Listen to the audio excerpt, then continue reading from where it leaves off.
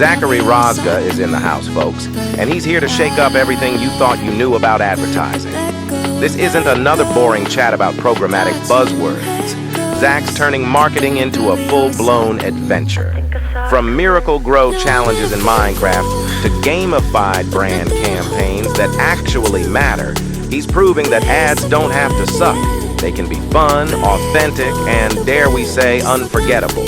Buckle up because we're diving into the chaos of gaming, AI, and the fine art of not looking like a corporate try-hard. Deserve to win when it matters most. Facing multi-billion-dollar bet-the-company litigation? No problem. That's why we're here. Troutman Amin, LLP is a true legal powerhouse. So I'm your host, Paystock and today we're diving deep with Zach Rozga, the CEO of Thece, a marketing maverick on a mission to bring humanity back to digital advertising jungle.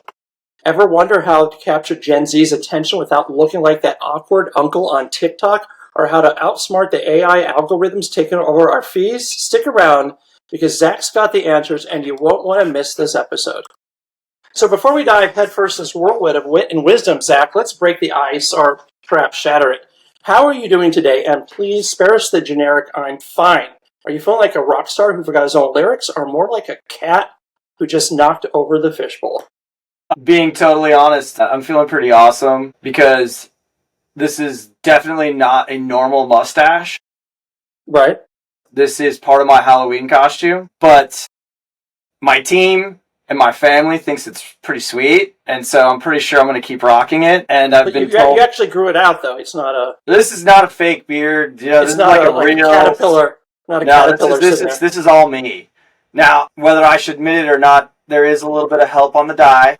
Doesn't come out as fully brown as this, but the hair is real. So in this digital dystopia where ads multiply faster than rabbits on energy drinks and genuine human connection is rare as a unicorn at a dog show, you've decided to play hero with Thece. What is your grand, possibly mad scheme to inject some humanity back into the Frankenstein's monster that we've all created?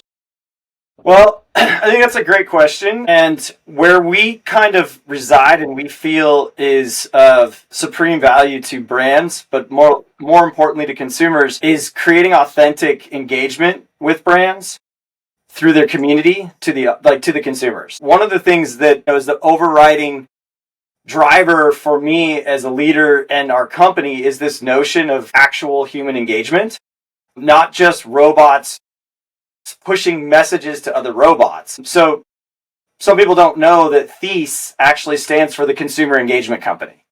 That is the underwriting or overarching driver of everything that we do.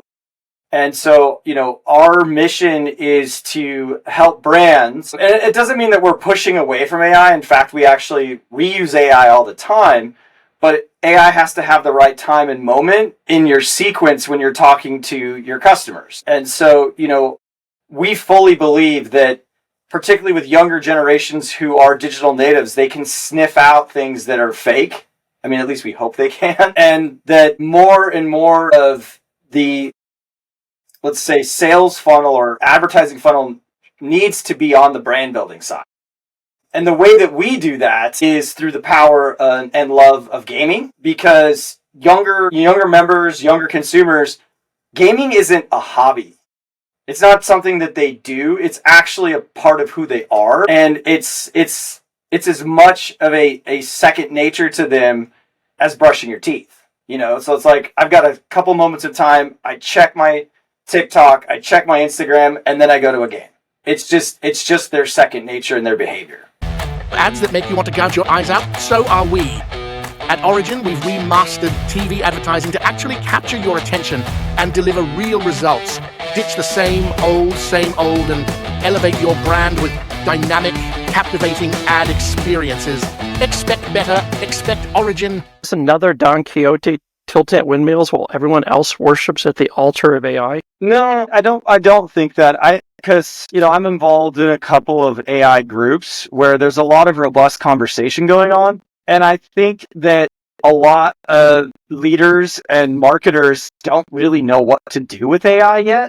And so I do think there is still a moment where there is going to be decisions and positions taken that don't exclude non-AI solutions, as long as that those solutions actually can be benefit or can enhance what AI can do. So I do think there's, obviously a rush towards all these AI automated solutions, but they're not ready for prime time by and large. And so I do think there is still time to be able to really weave that opportunity to also include things that are human driven, human centric, human connected. Right. You've mentioned that ads are easier to produce than instant ramen noodles and just as forgettable. How does Thece plan to cook up advertising souffles that don't deflate faster than my enthusiasm on a Monday morning? So it's really about where that ad is going to lead you. And so what we do is we build moments or communities, pop-up communities, through these challenges. So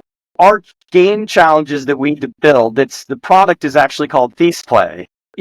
Pop-up tournaments or quests or challenges. Think of like a Mr. Beast challenge, but instead of him offering it to his audience and then him and his team selecting who the winner is, we actually have a transparent and scalable solution that actually allows every one of his audience members to participate and actually identify the true and accurate winner of that challenge. And so you still have to promote that challenge. You still have to get people to know that this thing exists. And, an influencer shouting it is great and it's fine and it might give you moments of traffic. But I still believe there's also a window here for always on, digital advertising. But what the call is in that ad, the creative, is not, hey, buy my toothpaste. It's actually, hey, come play with us and win something epic. And so you still get the desire and need for reach and scale, but you have a really interesting call to action to the audience where they then come and be part of a community for a moment in time. And oh, by the way, the brand owns the entire experience. They're not riding on somebody else's existing experience. They actually own the experience. So for instance, we did this project with LA Gear, and it's the LA Gear Retro Challenge. In the ad copy, I don't even tell you what the game is that you're required to play. It's all about LA Gear and the fact that they're a retro apparel company and they're doing a retro challenge. So are consumers, do they still have the taste buds to appreciate this, or have the junk ads numbed their tastes? I think they want it more. I think they're looking for this even more than what, I think the numbness is also what's looking for them to find something different and something that actually matters to them. And so I think once and look, we're early. I'm going to be very, honest. We're still in our sort of pilot phase. We've run 5 of these now. And so it's not like this thing's at scale and everybody knows about it. This is still early days, which is kind of fun to talk about. But I think the more momentum we get behind the idea that you as a consumer can get something for something you already do every day and that you love, is going to be more, it's just going to become more and more appealing to both the consumer and also the brand. So are you betting the whole farm on gamers not pressing the skip button? Well, so what's interesting is the way our system is set up, there's no skip button. Because what it is most advertising that takes place in games, and this is something that we have designed it, we actually purpose-built this platform because we've been at the intersection of gaming and brands for the past 4 years. And what we found is all the other solutions that are out there for gaming cross brands are interruptive. So it's either, a skippable ad that's inside of a mobile game, or a non-skippable ad that's a part of an interstitial, a rewarded ad, or then you look at console games, it's, map building in Fortnite that effectively makes you go away from what you do with your friends and go to some map that you've never heard of before. Similarly with Roblox, you're basically interrupting the audience and telling them to do something new. What we've designed is actually a system where your favorite game, let's just say it's FIFA, the only thing we ask you to do is play your favorite game with your friends, record it, and show us that you kicked their ass. And once you did, I'm going to reward you for that. So essentially what we're doing is not having to have any sort of interruption. There is no skip button. You play it anyway. All we're asking you to do is throw down our OBS or throw your camera, your mobile phone over your shoulder and record you doing it. So yeah, there's 2 extra steps that you need to take, but if the prize is what you're looking to get, or maybe the prize is the clout.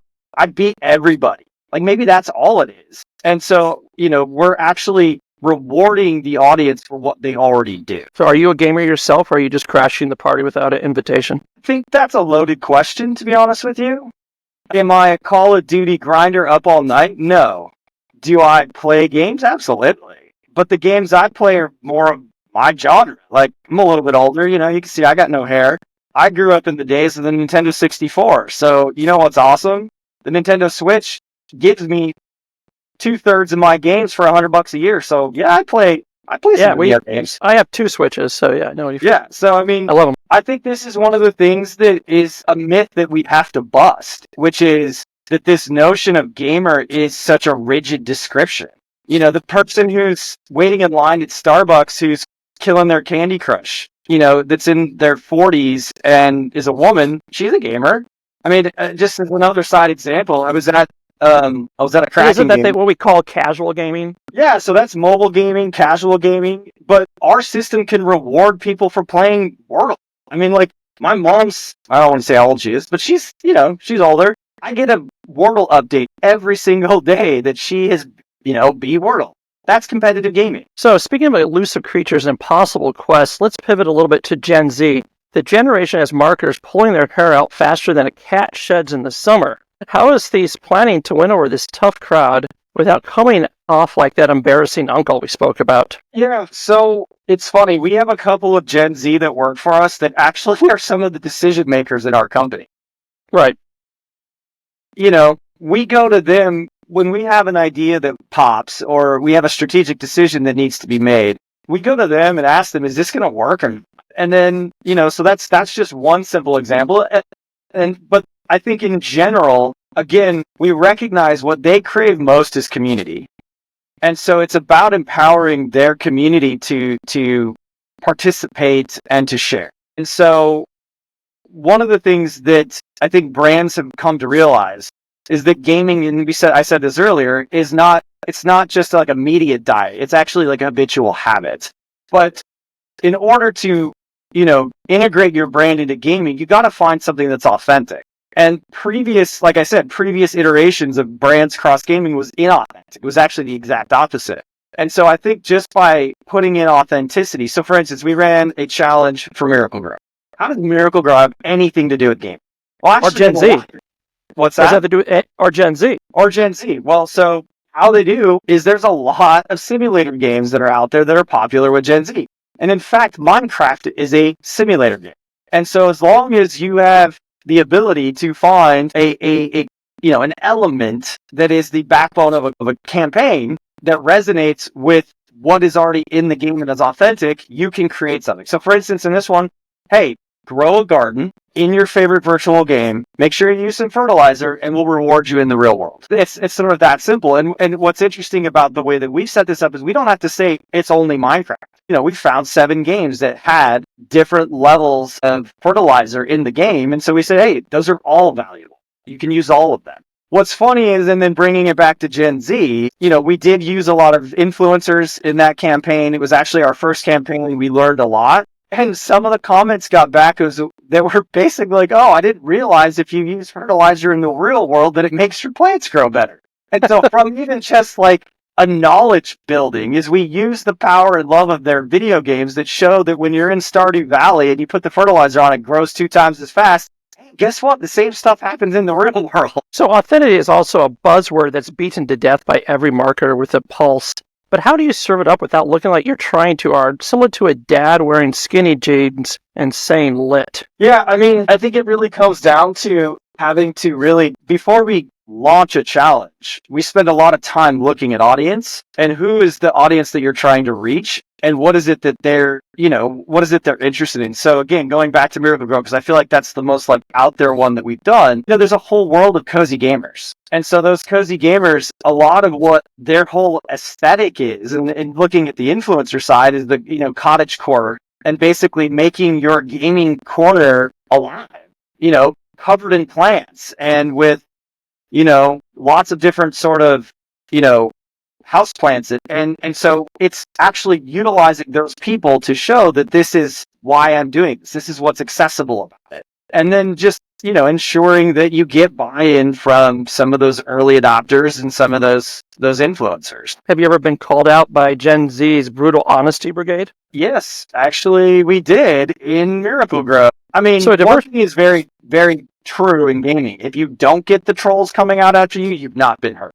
Or you've not been seen. So diversity is not just a checkbox for Gen Z. It's a non-negotiable expectation. How is Thece weaving it into your strategies without making it feel like a corporate checklist? I think it comes naturally with the challenges that we build. I mean, we are all about user-generated content, and we don't designate who can and cannot play.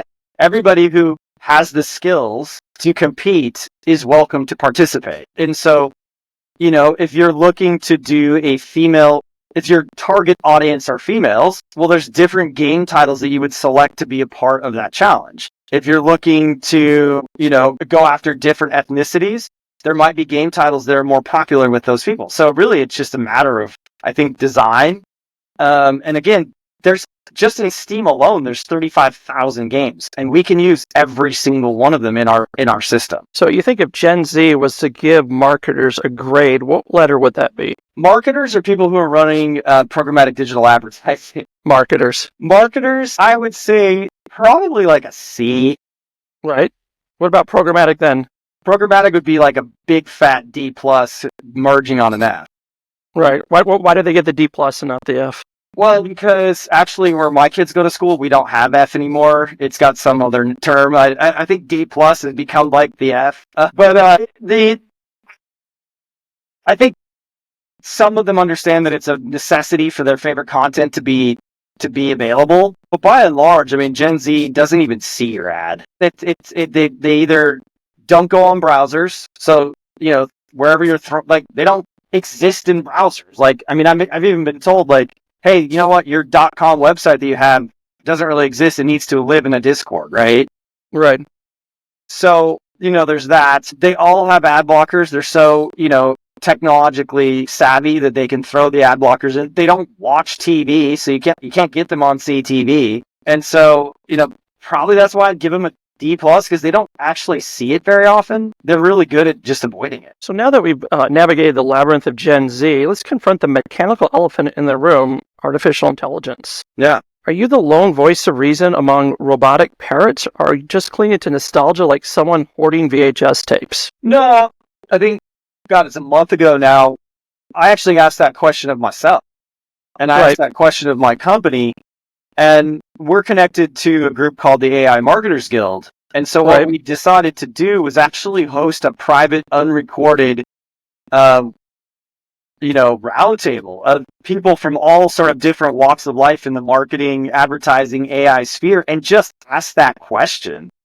And what came out was fascinating, is that Gen Z sort of, and again, some of it was related to Gen Z. It was like, does brand building even matter in the era of Gen Z? And what the results were actually even surprising to me is that, yes, it actually matters more, because they're really good, A, at tuning things out, B, turning stuff off. And so if you have this plan of just bombarding them with AI messaging through chatbots or through text messages or through whatever, automated video animation copy you can create, if you haven't created a resonance with them and their community, they'll ignore it and they'll bash it.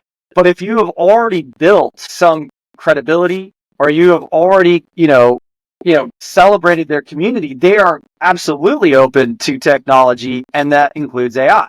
So it's almost like a stepped-in process. If you want to utilize AI to have better communications with your audience, you need to already be a known and trusted entity with that community. So you argued that AI won't be a magical wand, however. So what's the kryptonite that'll keep us all mortals relevant? Well, I may be wrong in this, but there's probably some robot-to-robot purchasing that will take place, but by and large, at the end of the day, who's going to I brought that up in an interview yesterday. I said, is this just bots marketing to bots now? That's kind of what it seems like. So you have a whole army of, particularly, and again, I have some of an allergic reaction to programmatic.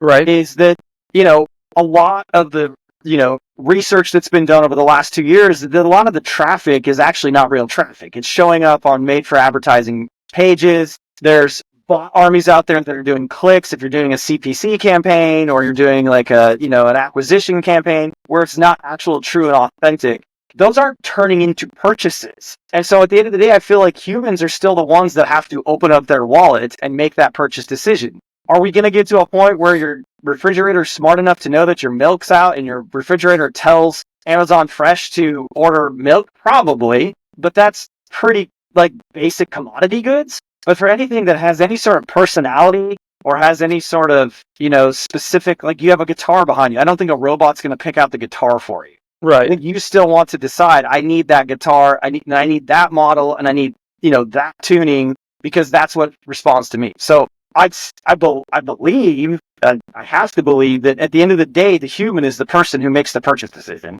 not the robot. Do you ever think in the future that AI might be able to appreciate a good dad joke? Maybe. So how do you go ahead? It has to have children first. So, here's a better question. Is AI a singular entity? That'll be Musk's job. I mean, Musk is all about having the children, so maybe he's going to be the first guy that has an AI child. I wouldn't put it past him. So how do you envision it fitting into the marketing orchestra without letting it hijack everything? Oh, I mean, I just keep going back to this idea that I think brand building still matters. I think you have to, as a marketer, that brand building is still it's an even more relevant component of your strategy than it's ever been. I think personally, I feel like we've gotten to peak programmatic, and that a lot of that was really stripping creativity out for efficiency. And so I do believe that creativity, and I think you see a lot of the places you see creativity today is in the hands of influencers or in the hands of creators, and working with them to try to connect to audience. I feel like that's why the creator economy has grown the way that it has, is because on the opposite side of the spectrum, when you're looking at programmatic, which commands 60 to 70% of budgets, there's no creativity there. It's like reach, frequency, and efficiency. And so where I do believe that, there will be a rise is like, okay, we need to now do something that has creative spirit, human element that connects to those people, because ultimately at the end of the day, it's Zach that's buying that product. It's not, a robot that is essentially mimicking Zach. So I've noticed that you've embarked on a career journey that's been more winding than a mountain road, spanning international development in over 50 countries, diving into experimental marketing, and now pioneering digital engagements with Thece. Are you a restless soul forever chasing the next horizon, or is there a cunning master plan behind this globetrotting?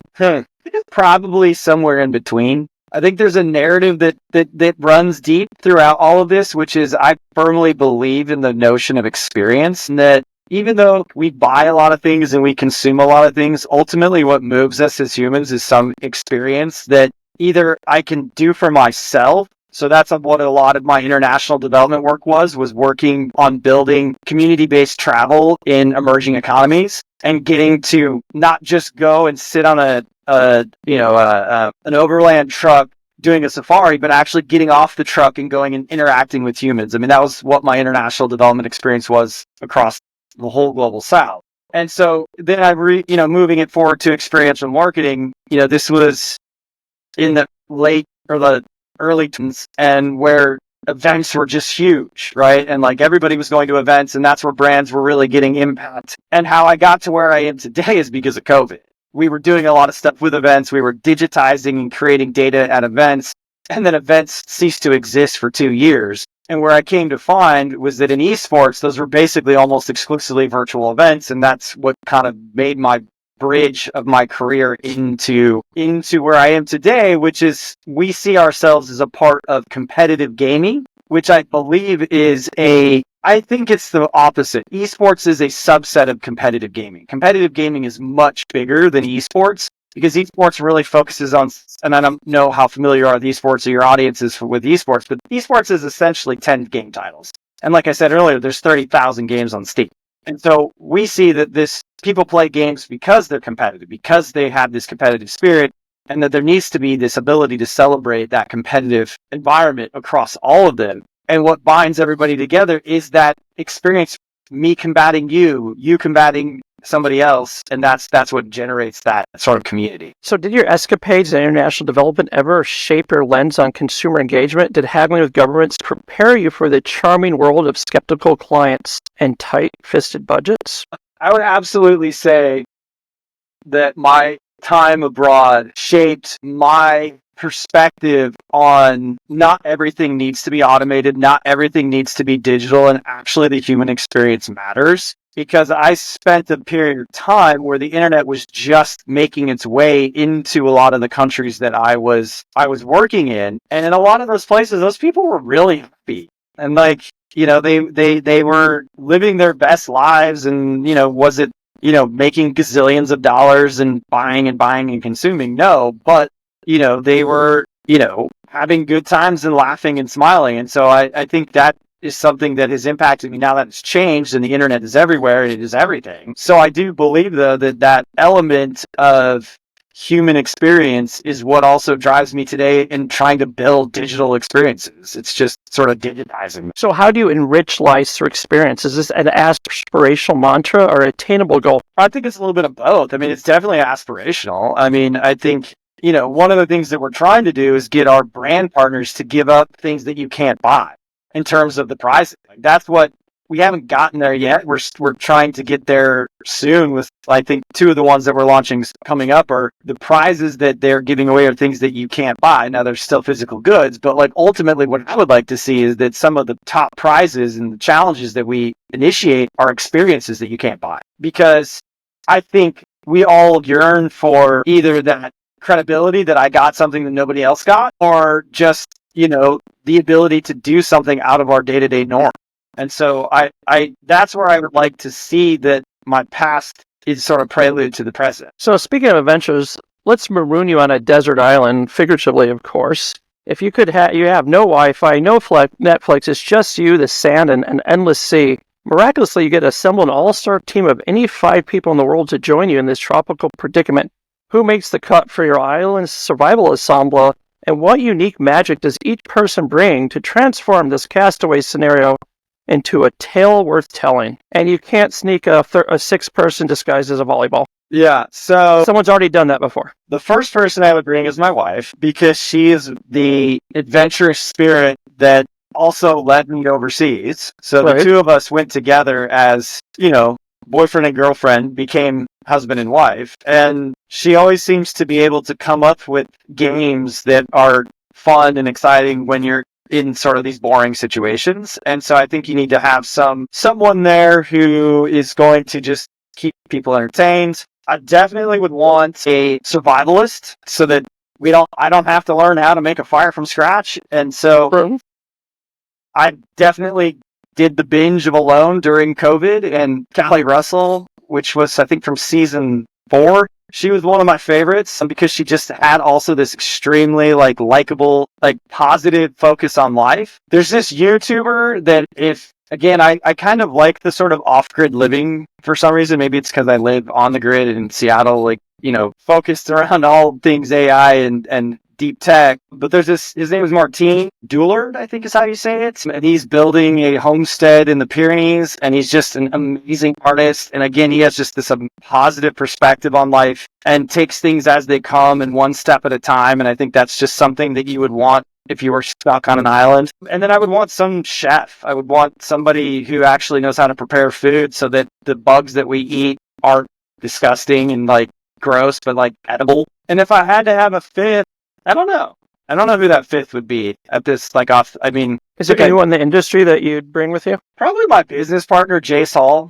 So the guy who actually created the system that we're using to do the adjudication of these challenges, just because he is kind of a no-nonsense guy, and he has a very clear path of what is going to work and what won't work.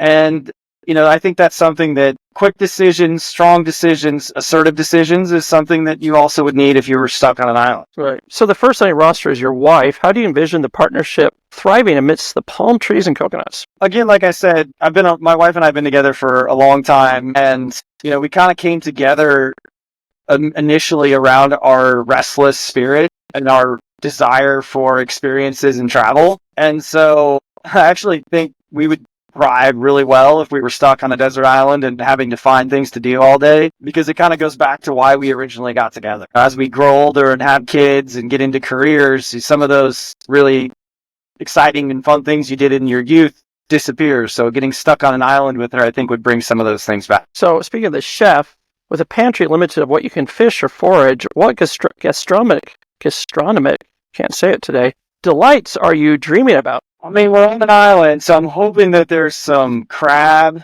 Right. I'm hoping that we can find some, tasty fish. I think it would be mostly seafood based, but I'm hoping there's also some herbs that would make it different on a daily basis. I'm hoping we could find some fruits to add into that. But yeah, I think we'd be heavy pescatarians. So, speaking of Kelly Russell, how do you anticipate blending her hardcore survival instincts with the group's dynamic? Any potential friction? Or are you all going to just sing kumbaya?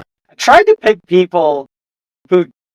Now, Jace would be the wild card in this, who has a bit of an assertive perspective. I tried to pick people who, by and large, kind of have a take it as it come, one step at a time, day by day, with the hope that it wouldn't create a dynamic that turns into conflict. But I think conflict is, at some point, is inevitable. I mean, I loved Lost. Lost was such an amazing show. And You like the end? What's that? I was not a fan of the end. Well, the end, yeah. I rolled my eyes and was like, yeah, I mean, like the first 3 seasons were just incredible.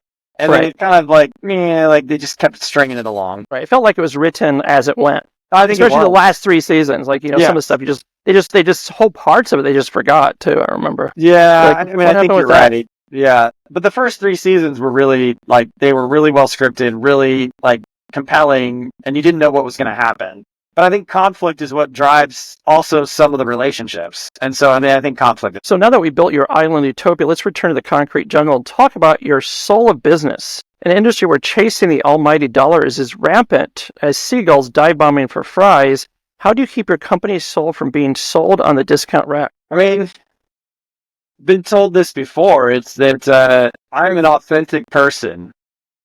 And I drive with the authenticity, and so I that is a part of what our company seeks to achieve. And so I think that authenticity in this age of AI is going to be more valuable.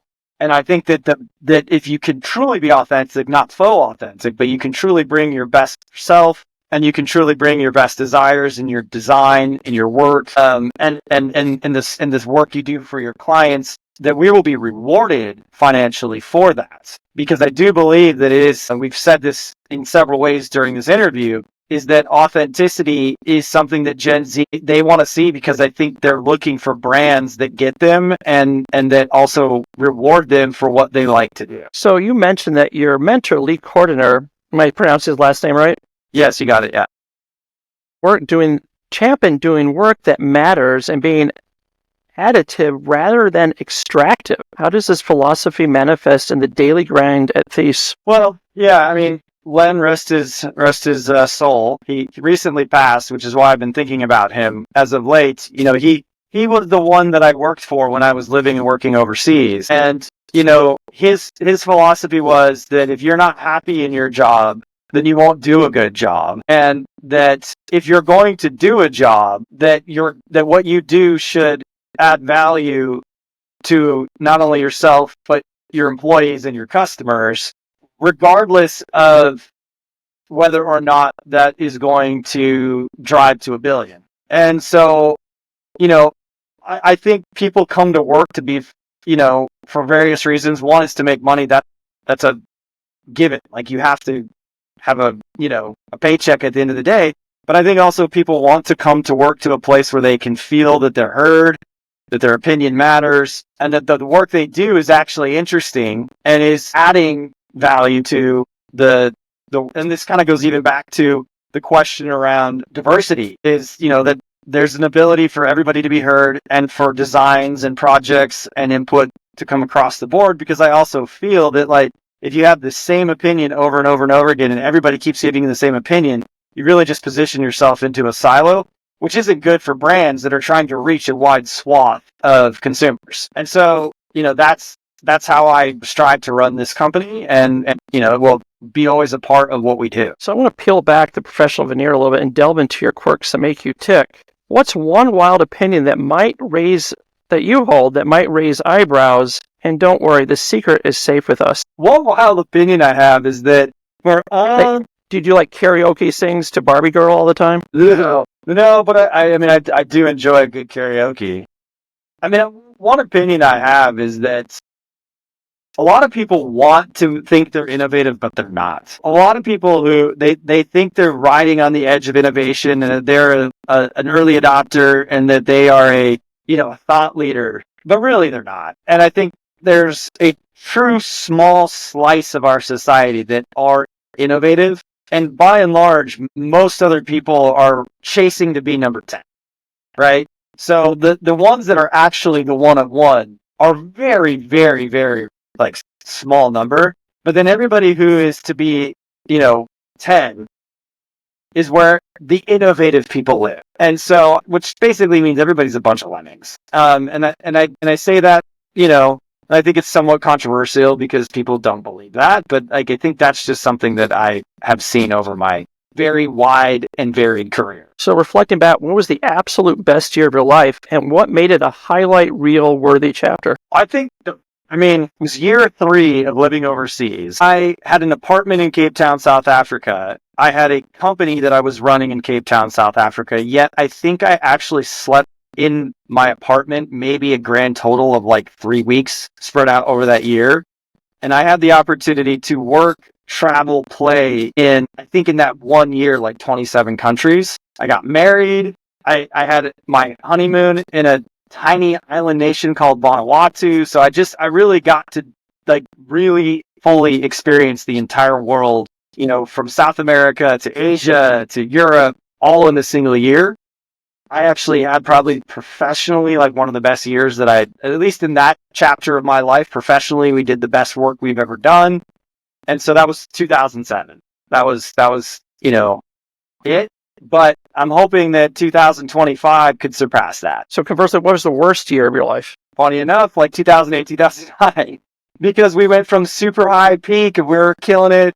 We were about to raise a huge round of money, and then the financial crisis happened. And the investor that we had lined up that was basically past due diligence, ready to write a check, went insolvent. We did not get the investment. We chased tails for another sort of 6 months where, people could smell the desperation because of we were desperate. I mean, we were truly desperate because we thought we had this huge liquidity event coming in or this huge capital event coming in, and it didn't happen. And so I ended up having to leave that company and shutting down my division of it, and did not leave with a huge liquidity event where I thought I was headed, and ended up actually leaving with a huge debt that I had to pay off to get back to zero.